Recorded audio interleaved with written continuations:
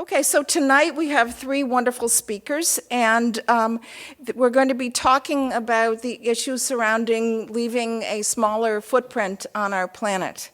So the speakers are Lynn Leopold, and she's been involved with a lot of the local recycling, reuse issues, things like that. Dick Franke, who's a resident of Eco Village and very involved in their sustainability efforts, and Dominic Frangelo, who's on the Caroline Town Board, am I correct on that? And has been involved in Caroline's sustainability projects, a lot of the things that have been going on there. And he also recently returned from the climate talks in Durban, South Africa. So you may have some questions you want to ask him too about what happened there. So the panel will give some presentations, and then there will be time afterwards for people to ask questions and have some discussion and things like that. Okay, so Lynn, would you like to start? Thank you. Good evening. And I'm very honored to be one of the speakers tonight and happy to be participating a little more in the league. I've sort of shunned my league duties over the last few years, but in a way I feel like I've been doing them all along, but I do pay my dues. I'm sort of giving you kind of the personal choice perspective. We will go from sort of the particular out further to the community to the global perspective. So, but first, before I go into that, I need to correct a couple of misconceptions about my role in recycling in Ithaca, because I keep confronting this, and I guess mythology gets started and it's pretty hard to correct it. Can you all hear me all right? Good, all right. The first recycling program that happened in Tompkins County, the first formal one supported by municipality, was in around 1984, called Ithaca Recycles, and it was the product of a very progressive Common Council edict that started that program, and the former mayor, Carolyn Peterson, was a member of council at the time, and so was Dan Hoffman, and some other movers and shakers. I think Dick Booth was also a member. And that was a very small program to sort of test the waters to see how it might work, could it work, and if it was going to work, it certainly ought to work in Ithaca. And I worked with that program for about 5 years. I didn't start it. I was hired by those people to continue the job of being the education coordinator. Then, in about 5 years after that, about 1989, Tompkins County started a few pilot programs outside of the city to test out that kind of program in more rural areas, not in a main urban area. They had a lot they needed to learn about how you get people to recycle, what kinds of bins you give them. They created some urban or suburban rural drop-off centers. Some of you may remember they were great places to take all your stuff, and they were a great place to gather and chat with people. Soon after the county started its pilot program, it decided to go county-wide. It subsumed the city program, and I moved over to the county. So I didn't start the county program either. I was very involved on the ground floor, certainly, of all the education programs. So probably the reason I get more credit than is due me is simply because I was kind of the voice of recycling, haranguing everybody to source separate every bloody thing that you had to put it in different bags and boxes. And I did most of the public presentations. I went to schools, I went to businesses, I gave tours at our new facility. And so I think that's why I sort of get, why that sort of gets glued to me, is that I started all these programs. Actually, it was thanks to people like Barbara Ekstrom, who is the solid waste manager in Tompkins County, who hired some extremely visionary consultants to help plan the county solid waste program, and they've done a phenomenal job. Most of you are probably aware now you can throw all your recyclables that are accepted at the curbside in one big bin. It's called single stream. And take it from me, that stuff does get sorted somewhere and sent off to market. I just wanted to make sure I gave credit where credit was due. I've been asked to talk about what kinds of personal choices people can make that will help us tread more lightly on the planet. So I'm going to talk about my choices and try to put them into some kind of a context. I think the big issue of climate change and global climate change, global warming, weren't even on my radar, and weren't on anybody's radar in the late 60s and around Earth Day, which is about the time I think most of us in my generation started getting interested in trying to do things a little differently. I hadn't lived through the Depression, so I didn't have that experience of making do with absolutely everything you owned, and you had to be very resourceful. I tried to participate in tiny little startup recycling programs where you had to peel the labels off the cans and you had to wash everything out and you had to source separate and then drive it all somewhere in your car. And honestly, I think that the carbon footprint of doing all of that probably outweighed what you were getting in the way of savings for the recyclables. Those things came and went like the seasons, and it wasn't until we really became more aware as a culture that we were not only very wasteful, but that our waste was having consequences globally. Everyone remember the Marlboro, the garbage barge? That pretty much catapulted solid waste management woes up into the public eye. And we certainly, in the solid waste management, we made a lot of use of that because it did get people's attention. It wasn't so much that there wasn't a place to put it, it was just very bad management on the part of whoever it was that was hiring that barge and had not done very good planning. But nobody wanted it, obviously. Nobody knew what was in it. Why would anyone want to take it? So it sailed around the oceans of the world looking for a place to rest, and as I remember, it kind of came back to the U.S. and had to get offloaded somewhere and disposed. It was awful.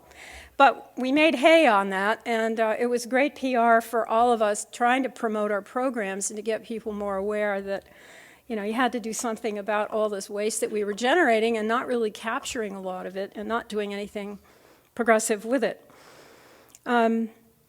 So, you know, I started slowly, and my path to where I am now was certainly non-linear. I started out as a music major in college, and I got interested in environmental issues and ecology, and I went back to school and ended up at Cornell in a science and environmental education program, and the next thing I knew, I was helping with a recycling program. And then I had the incredible good fortune of marrying Carl Leopold, who was from a very illustrious family that had a history of decades of ecological and environmental work. And together we just seemed to click, and we enjoyed living simply. We downsized. That was one of our first big choices, was to go from a big house to a much smaller house on a piece of land that didn't require a lawn. We opted out of all the usual things that most people get when they move into a suburban home. No dishwasher, no clothes dryer, no garbage disposal. Heavens, I wanted to compost, and the like. So we try to make our lives a lot simpler, and both of us were very busy, got involved in a lot of local environmental issues. So I spent my career really talking about the 3 R's, reduce, reuse, and recycle. But as most of you know, we started with recycle. Recycle is what got everybody's attention. It's kind of where you have to start because you've already got the stuff. What do you do with it? You have the choice of either throwing it away or putting it to better use. And you could reuse it if you wanted to, but you can also, one would hope, put it in a recycling program and have it go somewhere to get made into new materials. There are a lot of other R's out there, and we've used them all in some ways or another. The Solid Waste Division has used rethink, rebuy. Rebuy is kind of an odd one, but it kind of suggests buying products that are made from recycled materials, so that closes the loop.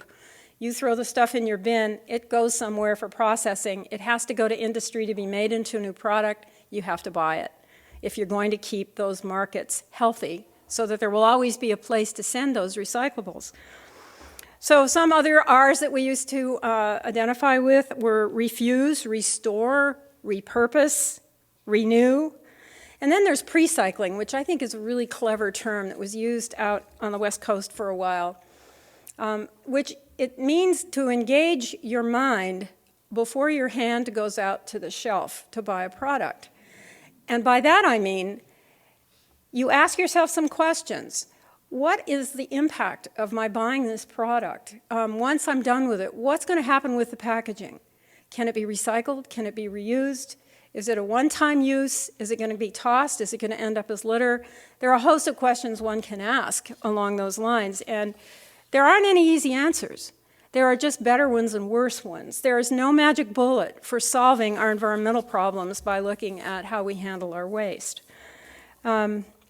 And while I'm talking about recycling stuff, I brought, there, it's all down there. I brought a bunch of stuff from the Solid Waste Division, a bunch of handouts that they provide people on all of their different programs, and I hope you'll avail yourselves of some of those. One of the solid waste programs is to pay for the compost education program at Cooperative Extension. So Adam Michaelides is the compost expert. He handles the rot line. If you call Cooperative Extension and have a question about how to compost, that's the place to go, the rot line. So anyway, there's materials over on that table. And I'd say we're really fortunate to be living in a community where there are so many signs of sustainability. We have at our disposal a huge number of choices for trying to tread more lightly on the planet. Many of them I've used myself and certainly recommend. There are others that I haven't. They go light years beyond where I am personally in my own choices. There's co-housing, which I believe we'll hear about shortly, hybrid vehicles, car sharing, bike-friendly buses, farmers markets, CSAs. I'd never heard of a CSA until I moved to Ithaca, and what a wonderful thing. Biodiesel from vegetable oil, wind turbines, all of these things have their pros and cons, but they're definitely things that can be used by all of us to try to lessen our impact on the environment and to maybe reduce our carbon footprint.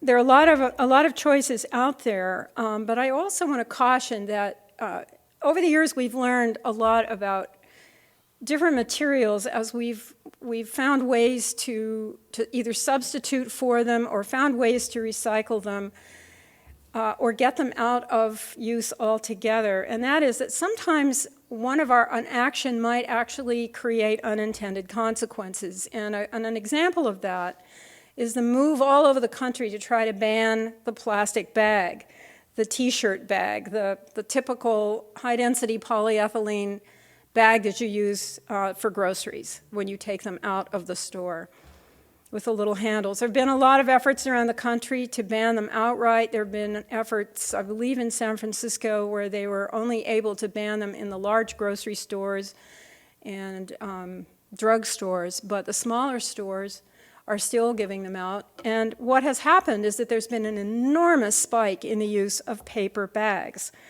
Well, the paper bag is not a panacea. It's probably environmentally more damaging than plastic bags. Plastic bags are easy to make, very inexpensive to make.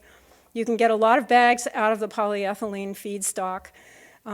They're much easier to transport because you have more bags per unit weight as you're shipping them around the country. They can be recycled into new products, particularly plastic lumber, which a lot of people have used for making decks and for fencing and even bridges in some cases. But to have all the stores switching over to paper bags is not a good thing. It simply means, where are you going to get those trees? Where are they coming from? Old growth forest, British Columbia, the West Coast, the Olympic Peninsula, southeastern United States in these monoculture forests that are grown over sort of 30-year rotations. You grow them, cut them down, grow them and cut them down. And that doesn't really solve the problem. So we used to go around and around over this issue about doing what's called a life cycle analysis about paper bags versus plastic bags or cloth diapers versus disposable diapers. And believe me, we've had plenty of conversations on those issues. And finally, in the end, we simply said, neither paper nor plastic. Bring your own bag. They're all over the room. I have a basket that I've used for probably 15 years, and I just try not to take plastic bags or paper bags. Yeah, they're handy, paper bags and plastic bags, but those are just decisions I've made on my own. I bring my own bags, I keep a bag of them in the car, And I try very hard to remember to put them back in the car. And like any other habit, you just have to practice it a while before it becomes ingrained. So since everything we buy, I mean everything in this room, everything our hands touch, are made from materials that are mined, they're pumped out of the ground, they're scraped from mountaintops, or they come from forests that we cut down, it seems pretty absurd that once we're done with these things, we just simply bury them somewhere. Where trying to get those materials back for any further use is going to be extremely difficult. It's kind of an out of sight, out of mind problem, because once they're buried, how are we really going to make use of those materials? So I feel like, I feel very strongly that the things that go through my hands, I want them to last a little longer. So in my latest incarnation as the trash queen, which my husband was sure that he had married, I'm now on the board of the Finger Lakes Reuse Center.